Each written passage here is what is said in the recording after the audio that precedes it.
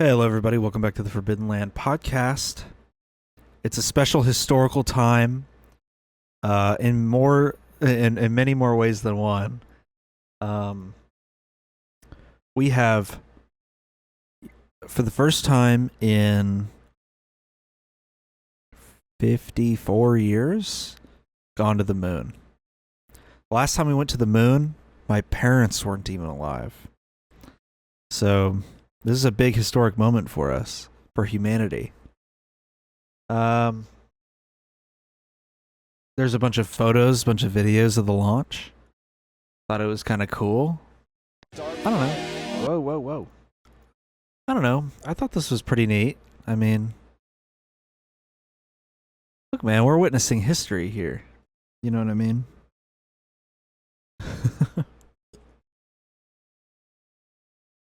Yeah, we're witnessing history here.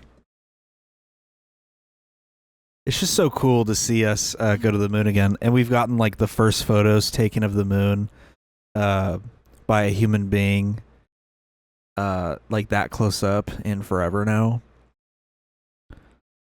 Let me see if I can get. Oh yeah, look at this. There's a satellite view of the launch. There's a view from a plane. I'm going to show you guys the plane. And look at that. You can literally see it launch, and then like this really gives you a perspective on how quickly that rocket moves. Because you don't really see it when they're just tracking it with the camera. All right, person on the plane, quit zooming in and out. But like that thing fucking goes.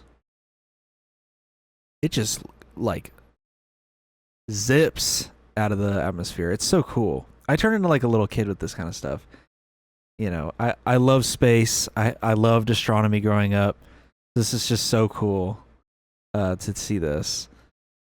Here's a satellite view of the launch. Now, blink and you miss it.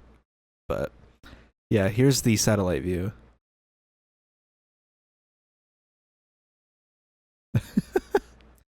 I mean,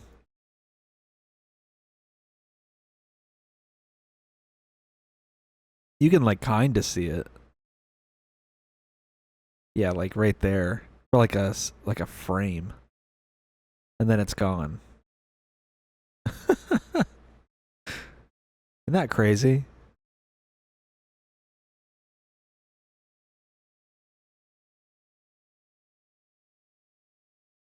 But here's some photos that they took. This was the part I wanted to show. Here's some really cool photos that they took of the launch. Like of the area around them. Here's the God, this band-aid's coming off. Here's the Earth from an aerial perspective. From a space perspective. This is so cool. If you're wondering, this is a view of the Earth upside down. And right here is Africa. And I believe Spain. So in Portugal, I guess. But yeah, this right here is Africa. Upside down. Thought that was kind of cool. I've seen some people try to compare it to like Apollo photos of the Earth and be like, look, it's so washed out. Totally different camera, guys. You know, way different camera. Here's the Earth at the photo that I just showed you was taken at night. But here's the photo not overexposed to show details. This is what the photo looked like. You can see all the lights from all the different cities. It's just so cool. You know, this is just so cool. I love stuff like this. That's why I'm like geeking out, you know. That's why I'm geeking out so hard about this Artemis launch. Let's see. What else I got? Here's the comparison photos. Here's the Apollo photo I was mentioning, by the way. That people are like, wow, the photo, it looks so washed out. Here's the Earth in the Apollo 17 mission, the last mission to go to the moon, by the way. The last human mission to the moon. And then, compared to the Artemis photo. And yeah, you can't see the Aurora Borealis in this photo on the southern half of the Earth. You can even see it down here on the northern part of the Earth. How cool is that?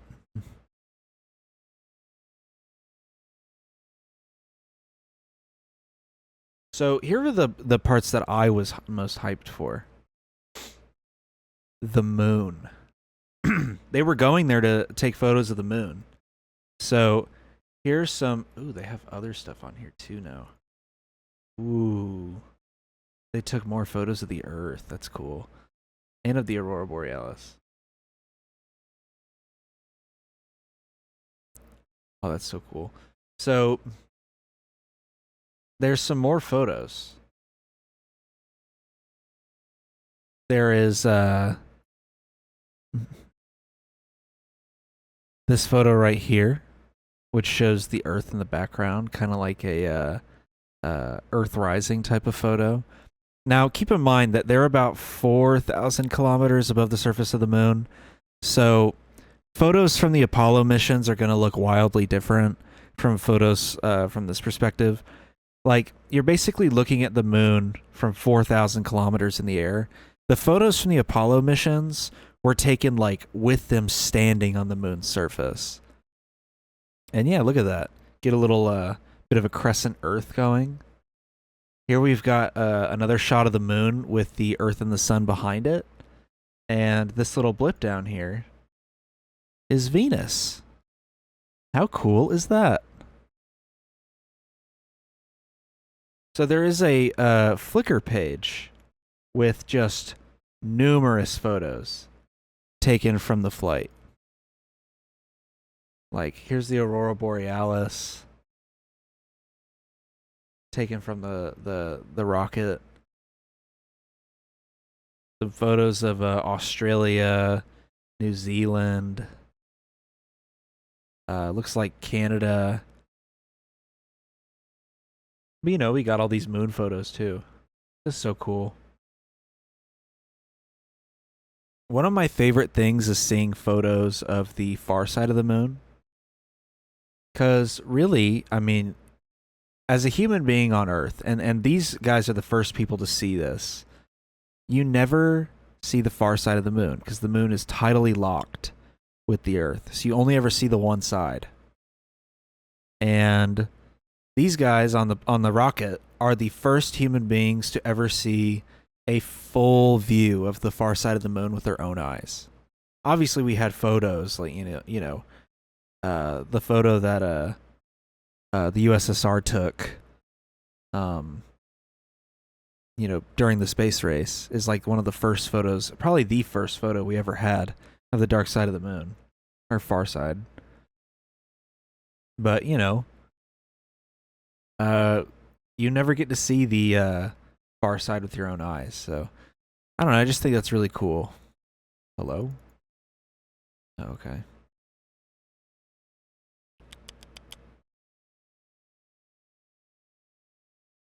That's so cool, man.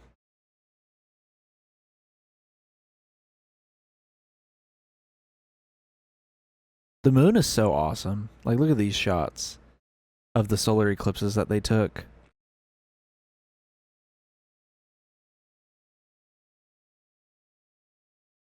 Wow.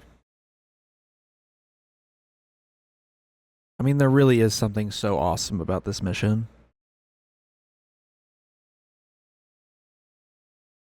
So here's the flight path that they took, which I found really awesome. They basically flew around the Earth. They flew around the Earth, slingshotted off of the Earth's gravity, went all the way out to the moon, which really long-ass journey, by the way. They then slingshot around the moon's gravity. And then they come all the way back to Earth. Pretty crazy. Science is so nuts. And it's just so crazy that we can do stuff like that.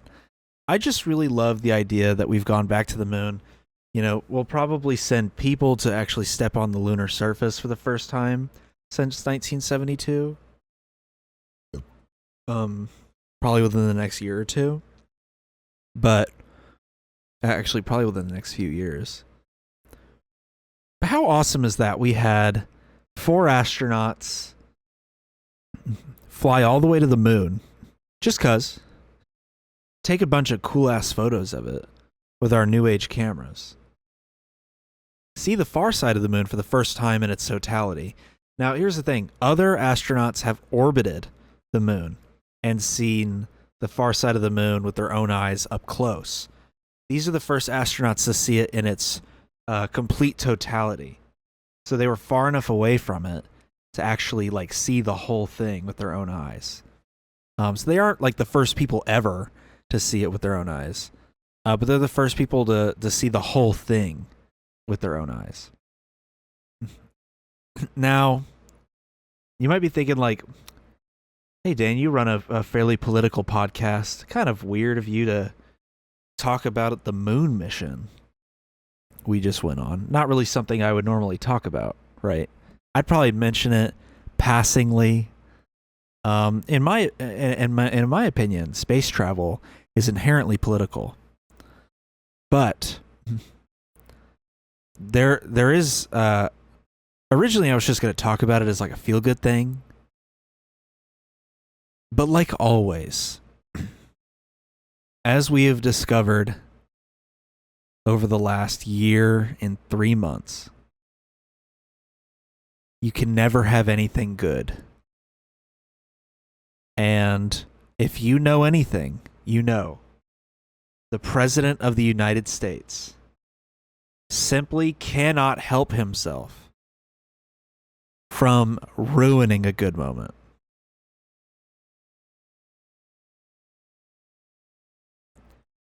The president called in to talk to the astronauts on the rocket. Keep in mind, this is a pretty interesting crew. You know, this crew consists of, you know, the the first woman to go to the moon, the first person of color to go to the moon, and the first Canadian to go to the moon. Pretty diverse group of people. And like one white guy. So the president calls in. They've got an American flag hanging up. They've got the Canadian flag hanging up. They've got America 250 up on the wall. President calls in to congratulate them. Of all the presidents to call in, they had the unfortunate pleasure of it being Donald Trump. So here you are. Here is the most awkward exchange I've ever seen in my life. So proud to be a part of this program. Well, I have to say I spoke to a very special person, Wayne Gretzky, who I think you know, the great one. And I spoke to your prime minister and many other friends I have in Canada. They are so proud of you. And you have a lot of courage. I'm not sure if they'd want to do that. I'm not even sure if the great one would want to do that, to be honest with you. But you have a lot of courage doing what you're doing, a lot of bravery and a lot of genius. But they're very, very proud of you.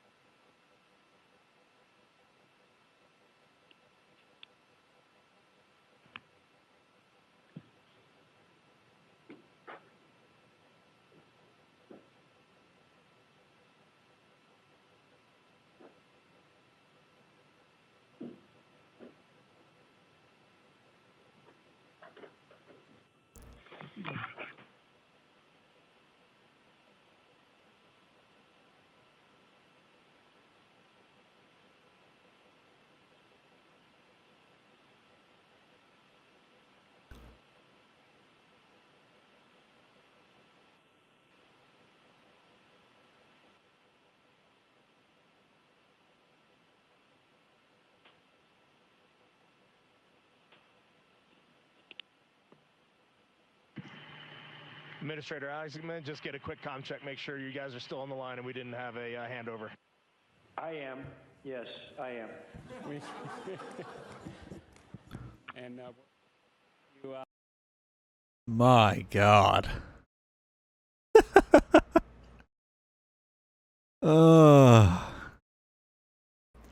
Because they didn't play into his ego, he just stopped talking. He just totally stopped talking. I mean,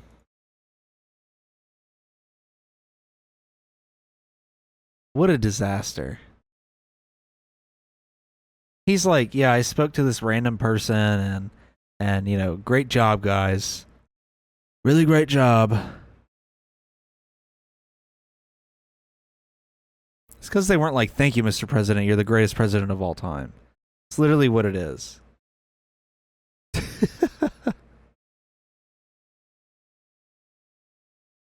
God, dude. I mean,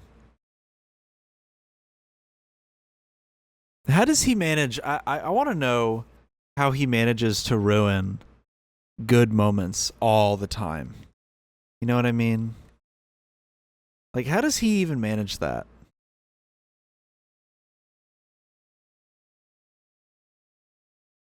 Anyway, I think it's awesome that we went to the moon. I hope we keep putting money into space travel and not war. And, yeah. You know, I hope we get more cool photos, too. There's been a lot of really cool photos to come out of this whole ordeal. The whole moon trip. All right, let's talk about politics now, folks. The list goes on of all the things. Our gas tax automatically increases in New Jersey. And by the way, so do our tolls and our fees automatically increase. All of that. Now we're going to have on top of that, and I'm talking to my folks in New Jersey, my state, you better just keep breaking your back and working hard, maybe get yet another job. The list goes on of all the things. Our gas tax automatically increases in. Folks, that's right. Republican representative of New Jersey, Jeff Van Drew, is saying that Americans that are struggling with high prices should simply get another job. That's right, folks.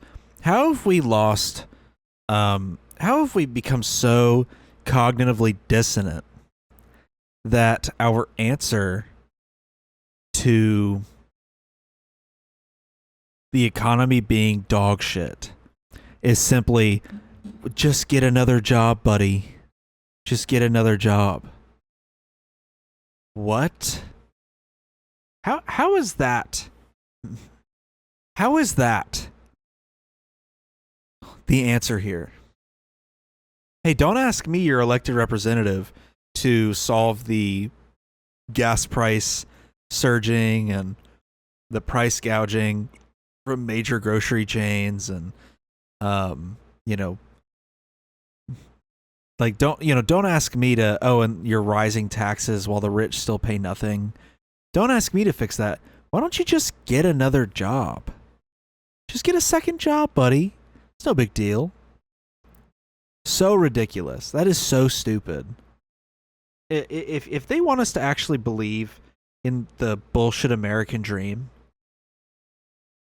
how is getting another job the answer there?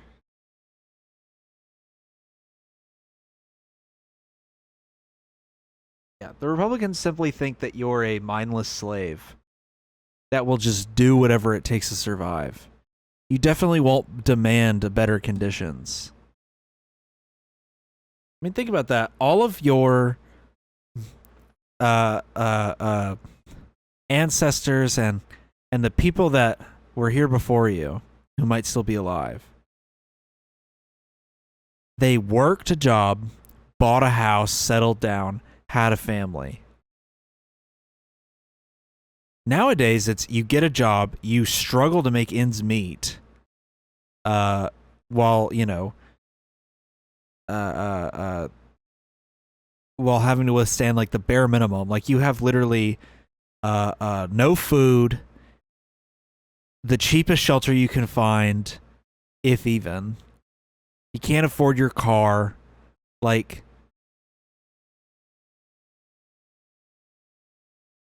you know, that's what today's life is like.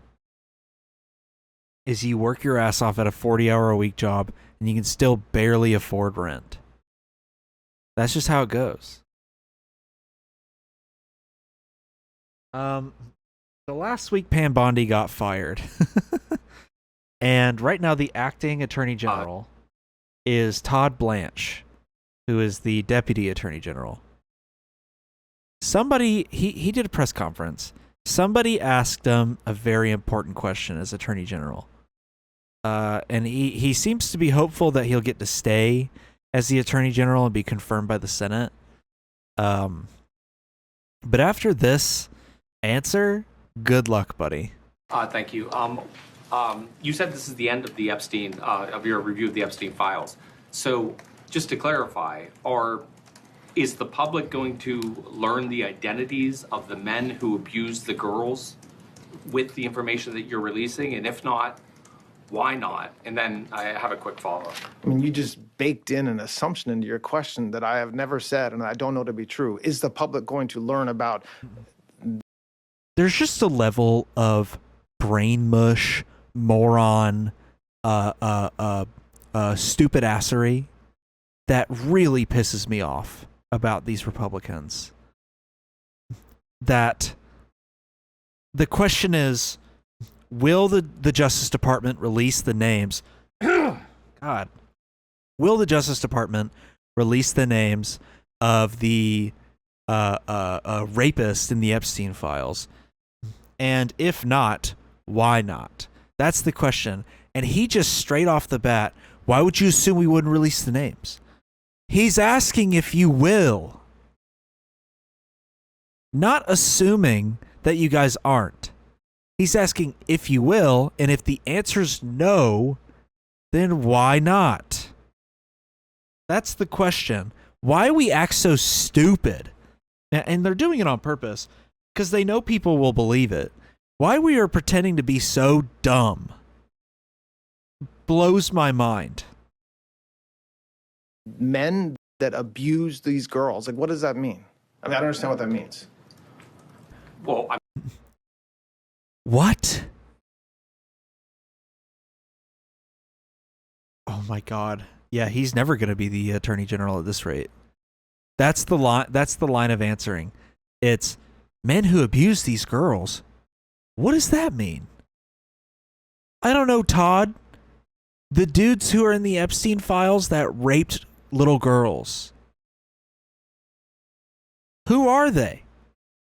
Well, I don't really know what that means. I mean, that could mean anything. Dude. I mean, they're the men who abuse the young women. Oh my God, the way that he's moving his body.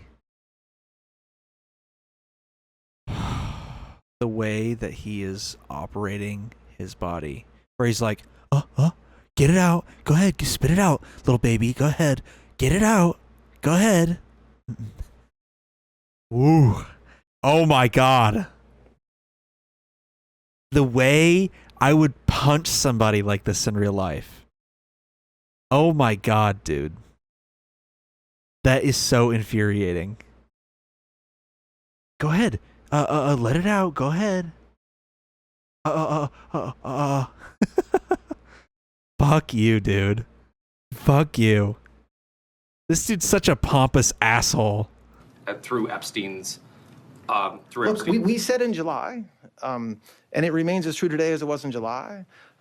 If we had information, we meaning the Department of Justice, about men who abused women, we would prosecute them, right? We talked about the work that we're.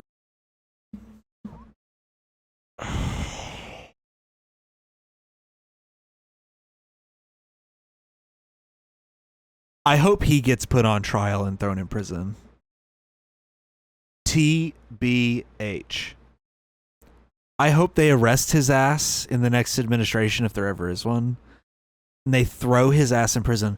I'm not going to accept any of this let's move on style of Democrat politics. I'm not accepting that. Guys like this should go to prison for obstructing justice the way that they have. The notion that Jeffrey Epstein operated alone, procured these services, and raped like hundreds of underage girls, kidnapped, trafficked, and raped hundreds of underage girls. The fact that the Justice Department is trying to convince you of the idea that Epstein and Maxwell all did this for their own self-benefit with zero implications of the other people, like nobody in his orbit was implicated in anything. That is bullshit. It's fucking bullshit, dude. It's total bullshit. There's absolutely no way that Jeffrey Epstein and Ghislaine Maxwell did all this shit alone with no involvement from anyone else. There is no way, there's no evidence to prosecute the other rapists in the files. There's no way. That's crazy that they're even trying to convince you of that. This government is the pedophile-occupied government. All right? These people will protect pedophiles at all cost. That is so crazy to me. Well, look, if we had evidence, then we would prosecute the others in the files. He kind of talks like George W. Bush. That is so... He thinks we're dumb. He thinks y'all are stupid. He thinks you're stupid. He thinks you'll believe this. And a lot of MAGA people will.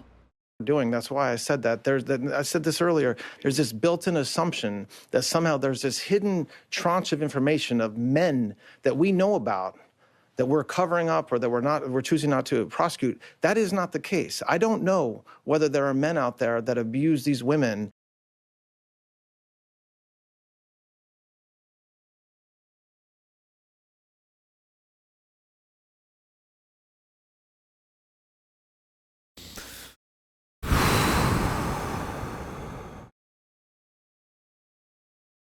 I mean, just wow.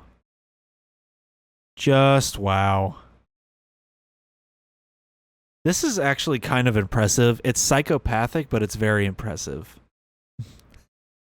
To get on camera and say that we have 0 people implicated in the worldwide elite sex trafficking ring perpetrated by Jeffrey Epstein and Ghislaine Maxwell. There is no way that y'all don't have evidence of that.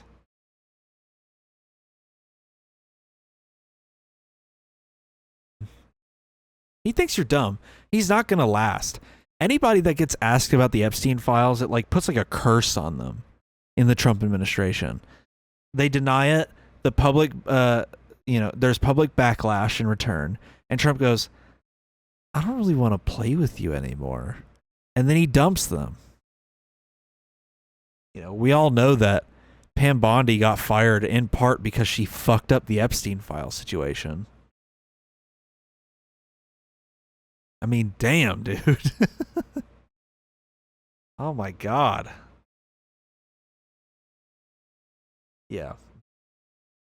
Speaking of people in the administration getting humiliated and looking like a complete idiot. This is one of the most satisfying things I've seen in a long time. So, a little bit of context here. The conservative right in America loves Viktor Orban. Viktor Orban is the leader of Hungary who has seized onto power for far longer than he's supposed to. Far longer than he's been allowed to actually do that. He's just a dictator of Hungary at this point.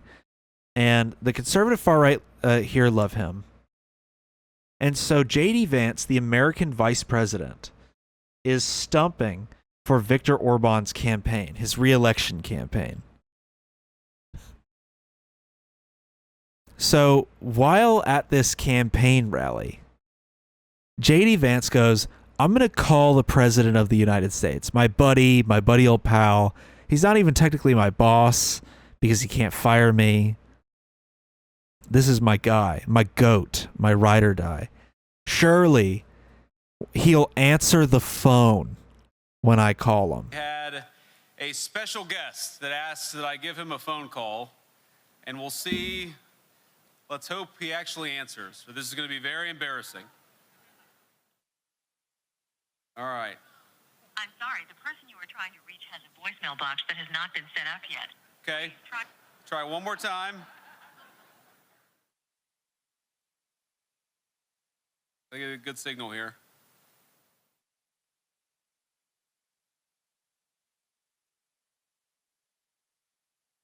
It's ringing.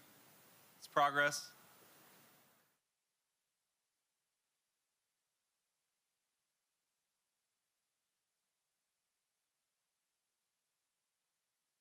I actually had... That is so humiliating. This man went, oh yeah, I'm going to call up the president. He's our special guest of this campaign rally. And it just goes straight to voicemail. My God. I mean, this administration just can't stop taking L's.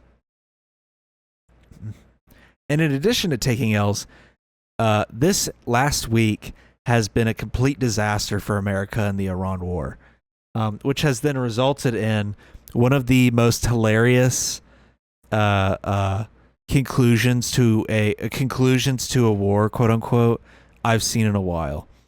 So first, Iran shot down an F-15.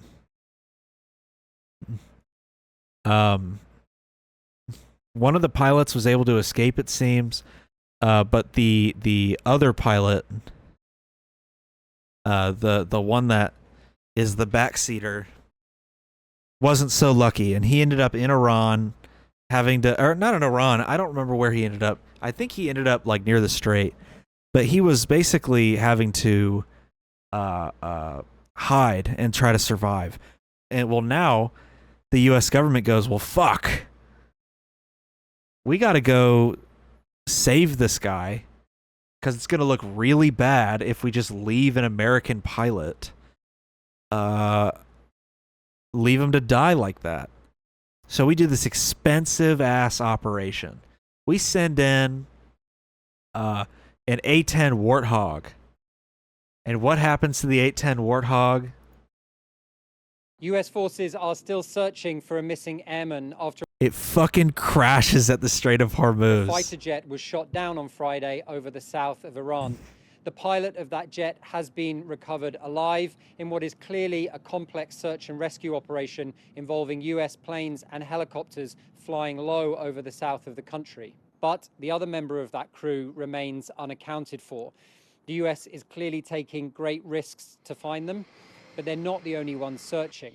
Iranian authorities have offered a reward equivalent to £50,000 for any civilian that can capture that airman alive.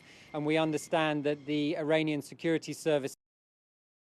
The U.S. sends in an A-10 Warthog, and the A-10 Warthog crashes near the Strait of Hormuz. The pilot ejected over the Gulf and was rescued. But how embarrassing, man. And I think this was the turning point. I think the Strait of Hormuz closing, Iran pummeling, us in the sense that they just shot down one of our fighter jets, and possibly even downed the Warthog. I would say this was like the turning point. And it looks like a transport helicopter was destroyed at an airbase in Kuwait. So we've just been getting embarrassed left and right. Well, then the U.S. goes, oh, well, if you're going to embarrass us, Here's a war crime for you. Let's blow up the largest bridge in Iran.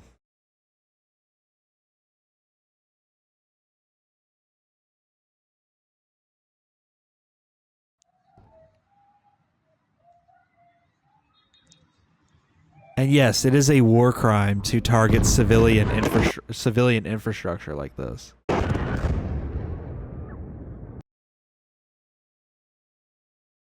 Not only that, it is even more so a war crime with the fact that the U.S. then double tapped it.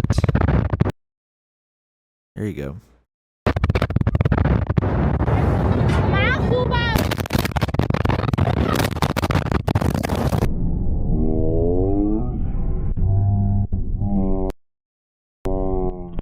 Sorry, less like double tapped and more like quadruple tapped it.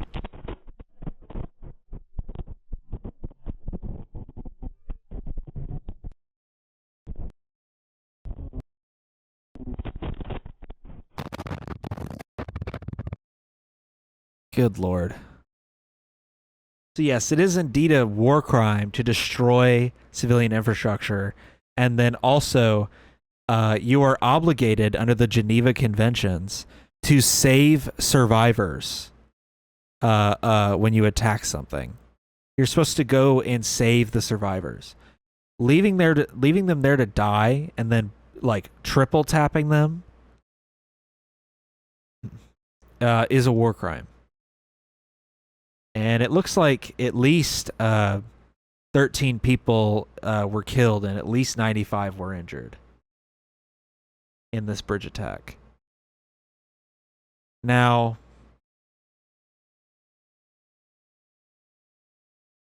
like I keep saying, the U.S. has just been getting absolutely, like, dog-walked in this war. This is super embarrassing for us. You know, we just cannot, we cannot have good PR with this war. And on Easter Sunday, this past Sunday, April 5th, Donald Trump released a real Truth Social post where he says, Tuesday will be Power Plant Day and Bridge Day, all wrapped up in one in Iran. There will be nothing like it. Open the fucking strait, you crazy bastards, or you'll be living in hell. Just watch. Praise be to Allah.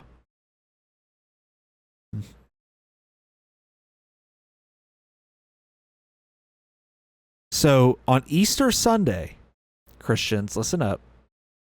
The President of the United States posted that he will be destroying civilian infrastructure in Iran. Threatens them that he will do this if they don't open the Strait of Hormuz. And then said, praise be to Allah. Welcome, Mr. President, to the Caliphate. Thank you, sir, for giving giving praise to Allah. Thank you for that. We very much appreciate it. I mean, what the hell? If you're Christian, how do you not look at something like that and feel disgust? Like, how do you not feel disgusted by that? Easter Sunday. He's over here like, praise be to Allah, we're going to murder innocent Iranians and destroy bridges and power plants and plunge them into destabilized third worldism. He then went on to say, at what looks to be an Easter event, by the way, he went on to say this about the Iranian people. Mr. President, how would it not be a war crime to strike Iran's bridges and power plants? Because they killed 45,000 people in the last month, more than that. I think it could be as much as 60. They kill protesters, they're animals. And we have to stop them, and we can't let them have a nuclear weapon. Very simple. They want a nuclear weapon. They've been trying for a long time. I stopped them with the Obama War crimes are permissible, apparently, as long as you justify them. How crazy is it? What's the word?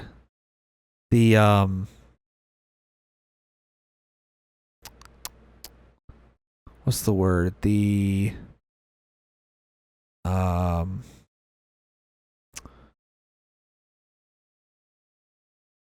I forgot what the word is. Like, seeing him talk about Iranians being animals and that justifies war crimes, juxtaposed with the kids celebrating Easter right behind him.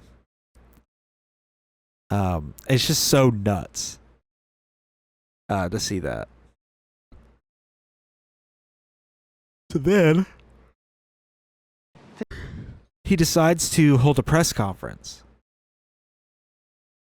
I'm reading here that Melania Trump just came out and said that she's not connected to Epstein. That's interesting. Good Lord.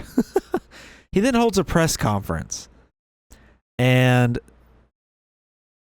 you know, it's a press conference about the rescue of the pilot, because they did end up rescuing him after a very expensive rescue operation. And so Trump is up there answering questions. And someone asks him a very interesting question about North Korea. Think of it. And it's not just NATO. You know who else didn't help us? Yeah, he's very, like, angry with NATO. He is ranting about our allies in NATO for all saying hell no to going into Iran and helping fight this war for him. South Korea didn't help us. You know who else didn't help us? Australia didn't help us. You know who else didn't help us? Japan. We've got 50,000 soldiers in Japan to protect them from North Korea. We have 45,000 soldiers in South Korea to protect us from Kim Jong-un, who I get along with very well, as you know. Do you notice he said very nice things about me? He used to call Joe Biden a mentally retarded person, okay? So don't tell me about... What in the world is he talking about? This is like Trump talking about Obama. Like, brother, you've been in office for over a year. You haven't debated Biden in 2 years. Why are you still bringing him up? He's so obsessed with bringing up Joe Biden. Used to call Joe Biden a mentally retarded person, okay? So don't tell me about your stuff. Joe Biden, he said he's a mentally retarded person. He was so nasty to Joe Biden. It was terrible. But to me, he likes Trump. And do you notice how nice things are with North Korea? It's very nice.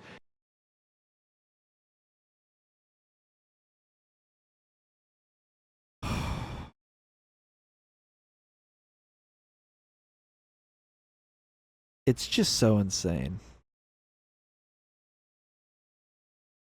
that he says that.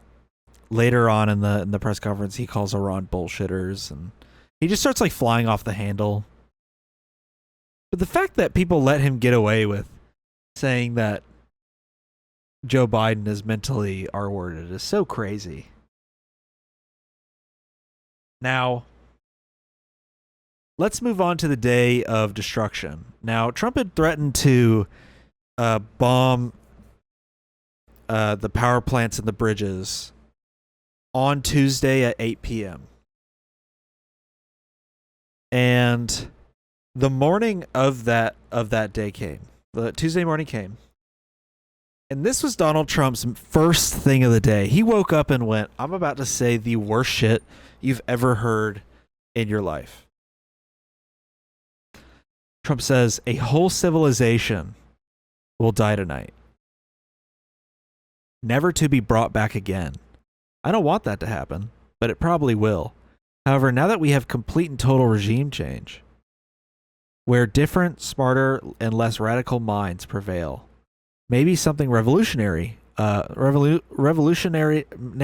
wonderful can happen. Who knows?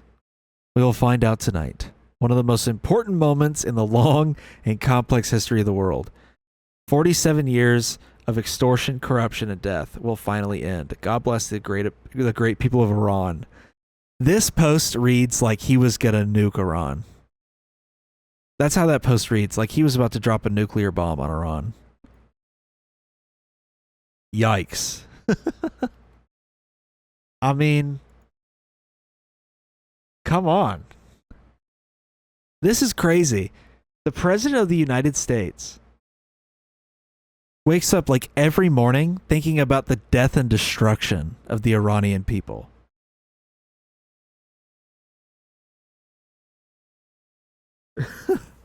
I mean, what a psychopath. I'm getting so sleepy talking about this because it's just so exhausting to talk about. Trump then tweets out, Truth Social's out, around 6 o'clock. Based on conversations with Prime Minister Sharaf and Field Marshal Munir of Pakistan, and wherein they requested that I hold off the destructive force being sent tonight to Iran, and subject to the Islamic Republic of Iran agreeing to the complete, immediate, and safe opening of the Strait of Hormuz, I agree to suspend the bombing and attack of Iran for a period of 2 weeks. This will be a double-sided ceasefire. The reason for doing so is that we already met and exceeded all military objectives. Sure, buddy. That's cope. Cope to the highest degree. He knows people here are going to lynch him if he doesn't get prices down quick.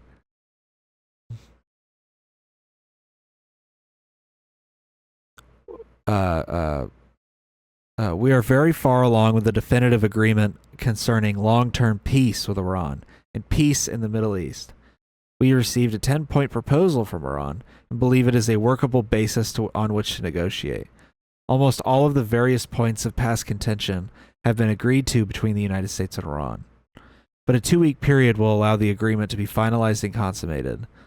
On behalf of the U.S., as president and also representing the countries of the Middle East, it is an honor to have this long-term problem close to solution. Thank you for your attention to this matter. Now, they came to a ceasefire agreement after he just threatened to, like, basically incinerate the whole the whole country of Iran. The agreement is very odd because the U.S. basically agreed to like whatever terms Iran wanted.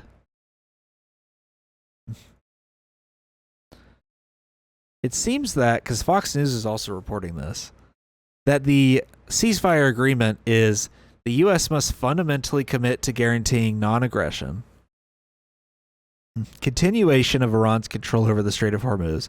So we've lost on that part. They still have the Strait of Hormuz. Acceptance that Iran can enrich uranium for its nuclear program. This whole war was fought for nothing. Like $50 billion down the drain. More than that. Be more than that, right? This is like a 40-day long war. Probably more like 100 billion wasted on this war. All with the guise of like, oh, we're going to stop them from making a nuclear weapon. Well, I guess not. Removal of all primary sanctions on Iran. Removal of all secondary sanctions against foreign entities that do business with Iranian institutions. So they can now enrich uranium again. And the punishment we gave them for enriching the uranium in the first place, they want gone.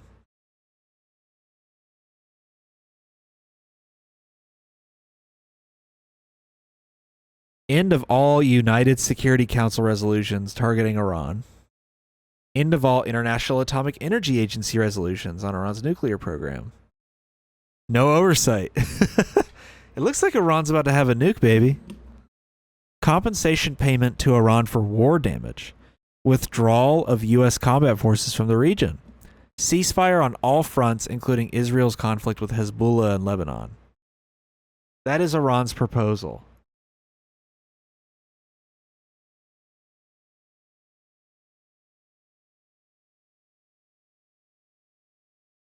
Now, right after the ceasefire was announced, Trump had to issue a statement saying that,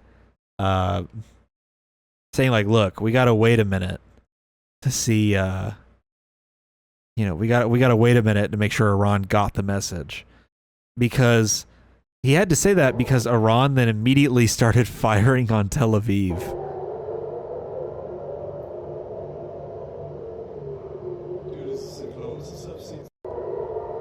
Yeah. They immediately started firing on Tel Aviv. So clearly, somebody didn't get the memo, I guess. Yeah, the U.S. said the ceasefire will begin this evening, U.S. time, but we assess that it will take time for the orders to reach field level units in the Revolutionary Guard. They basically had to cope with the fact that they just announced a ceasefire, and then they immediately had to watch Iran bomb Tel Aviv. Yeah, Iran is claiming that the bullet points I just listed off were fun, or what is the word they used? Fundamentally committed to, in quotes.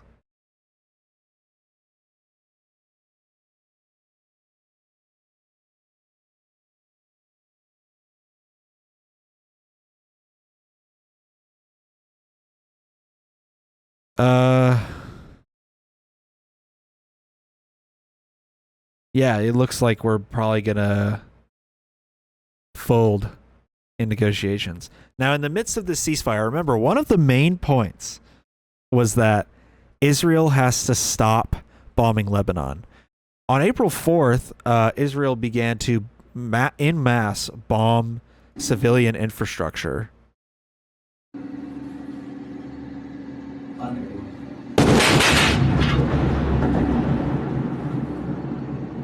And they are using the same tactics they used to commit the genocide in Gaza. After the ceasefire agreement was announced, Israel decided to advance into Lebanon. As of April 8th, the IDF issued evacuation warnings for the southern suburbs of Beirut, the city of Tyre, and then reiterated mass evacuation orders to the north of the Zarani River.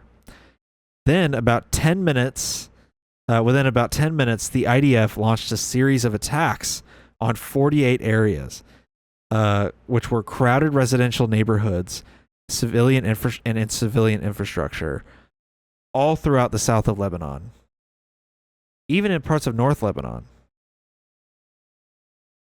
They said the IDF claims that it targeted 100 Hezbollah command centers. Yeah, when you view the whole population of Lebanon as being Hezbollah, then, everywhere is a military target. They called this Operation Eternal Darkness, by the way, as if they couldn't be more evil. Here's a shot from Lebanon. This is so disgusting. Israel just gets away with whatever it wants. And yeah, here's the actual video of the aftermath. Jesus.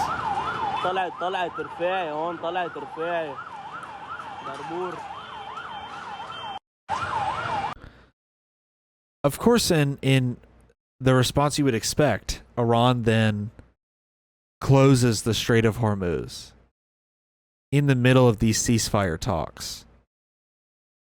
So thank you, Israel. Thank you so much for completely fucking us. Thank you so much. Yeah, as if Israel couldn't ruin enough shit. As if. Now, how is the White House going to fund this war going forward? Because, they're going to try to continue this war. Here's Donald Trump admitting the quiet part out loud. Keep in mind, this is right after Marco Rubio just said that Iran spends all of its money on war and not helping its own citizens. Because the United States can't take care of daycare. That has to be up to a state. We can't take care of daycare. We're a big country. We have 50 states. We have all these other people. We're fighting wars. We can't take care of daycare. You got to let a state take care of daycare, and they should pay for it, too. They should pay. They have to raise their taxes, but they should pay for it. And we could lower our taxes a little bit to them to make up, but it's not possible for us to take care of daycare. Medicaid, Medicare, all these individual things, they can do it on a state basis. You can't do it on a federal. We have to take care of one thing, military protection, because the United States. According to Donald Trump, the U.S. federal government's only job is to provide a military, and that the states should raise their taxes and should control government-ran daycare. Unbelievable. They just got done crying and saying that, Iran should spend more money on its people and less money on its wars. And now here they are just saying the quiet part out loud. Here's some absolute fucking idiot on CNN defending this quote. Well, I would like to point out, since a lot of people don't seem to know, the vast majority of the federal There's a lot of people seem to not know. budget does go to entitlements, and the role of the government is to protect and defend its citizens. I don't know, maybe I missed a founding document where it said everyone should get free daycare, but I don't think it is.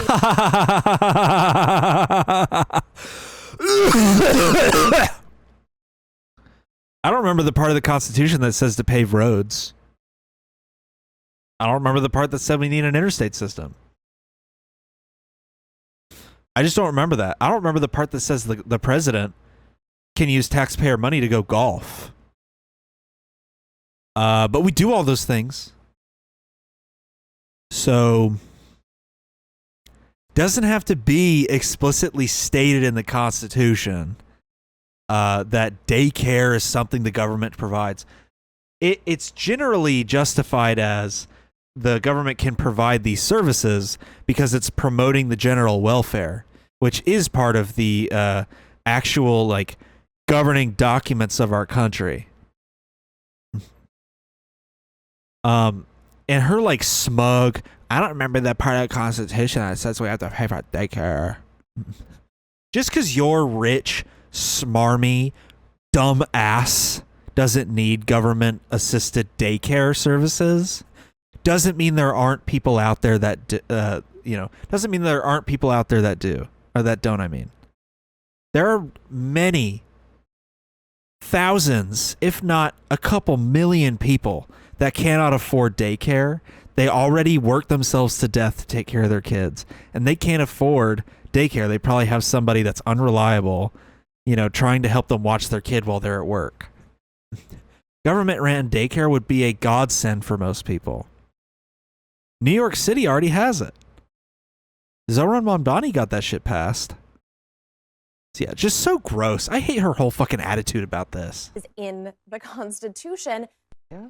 Well, I would like to point out, since a lot of people don't see. Maybe I missed a founding document where it said everyone should get free daycare, but I don't think it is in the Constitution. Yeah. That is just the dumbest argument. Imagine making that argument like back during like the era of slavery. Well, I don't remember a part of the Constitution that says we can't own slaves. Like, okay, doesn't make it right. Just because it doesn't say it in the Constitution doesn't mean we can't have government-ran daycare. There's no social security benefits in the Constitution either. But we have it. Ay, ay, ay. If you want to go check this out, this isn't just coming out of nowhere. Here is the government, here's Trump's plan to slash funding for multiple government programs in order to afford a $1.5 trillion military budget. It's all on the White House's website. This full list of programs he wants to slash in order to fund the war. It's all on the White House website. One of those things that he would slash is the Forest Service. They want to dismantle the U.S. Forest Service. We will have infinite wildfires if that happens. Just keep that in mind. Infinite wildfires.